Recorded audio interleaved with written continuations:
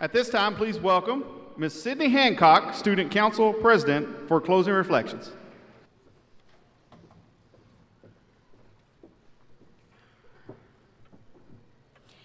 If you were ugly freshman year, clap your hands. If you were ugly freshman year, clap your hands. If you were ugly freshman year, and also probably really weird, if you were ugly freshman year, clap your hands.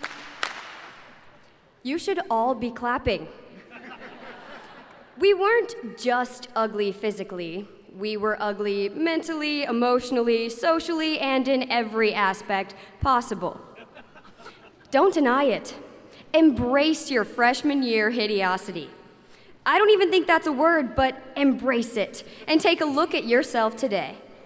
I'm looking at every single one of you right now, and I can totally verify that collectively, we're a solid 6 out of 10.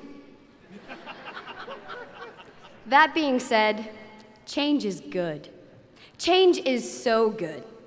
Imagine how great it will be to change out of these uncomfy robes and straight into a pair of pajamas that we probably won't take off for the entire summer as we sit on the couch staring blankly out the window, contemplating our future as we binge eat popcorn and get a head start on that inevitable freshman 15. The thought of the freshman 15 is actually kinda disturbing, much like the thought of change can be. Some things will never change, like Mr. Clark's undeniably amazing belly laugh, or Mr. Moore's impressive seasonal beard, or even Dr. Molesky's passionate love of trains. Aside from those few exceptions, change is inevitable. Change is easy physically, but sometimes tough mentally. I think initially, people don't want to change because they're scared of delving into unknown territory. I mean, don't you remember in High School Musical when they quite literally pranced around the cafeteria, threateningly singing, "Stick to the status quo"? If I were that skateboard dude trying to come out of the closet with my cello skills, I'd be petrified. Like I said, change is viewed as the enemy. But in this case, fraternizing with the enemy is highly recommended.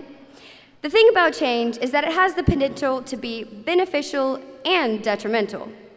People and situations can change for the worse.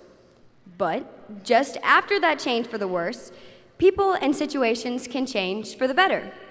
And that is the beauty of change. It's always changing. The irony. I know I've glorified this whole change thing a bit much, and you may be wondering, how could change possibly be a good thing when you've probably had the burden of changing your political affiliation 6 times already this year? To keep it simple, change enables you to grow. I know exactly what you're thinking. This hyped up concept of change is only explained by 5 measly words. To answer your concerning thoughts, yes.